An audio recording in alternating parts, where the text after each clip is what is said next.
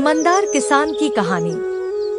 एक छोटे से गांव में एक ईमानदार किसान रामू रहता था। वह बहुत मेहनती और ईमानदार था। रामू का मानना था कि यदि काम ईमानदारी से किया जाए तो सफलता जरूर मिलती है।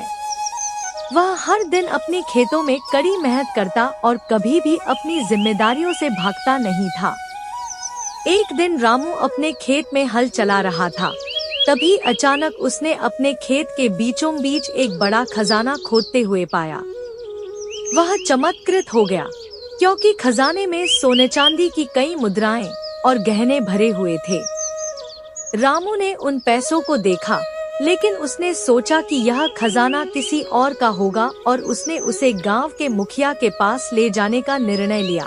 मुखिया ने खजाना देखकर रामू की ईमानदारी की बहुत सराहना की और उसे धन्यवाद दिया। रामू ने कहा, यह खजाना मेरा नहीं है, बल्कि किसी और का है। अगर मैं इसे रखता तो मुझे चैन नहीं मिलता।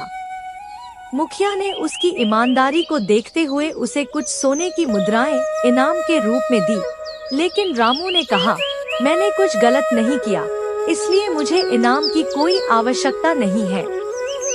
कुछ दिनों बाद गांव में एक बड़ा तूफान आया और कई घरों को नुकसान पहुंचा। रामू ने अपनी बचत से कुछ पैसे और अनाज इकट्ठा किया और गरीबों की मदद की। उसकी ईमानदारी और दयालुता ने सभी गांव वालों का दिल जीत लिया।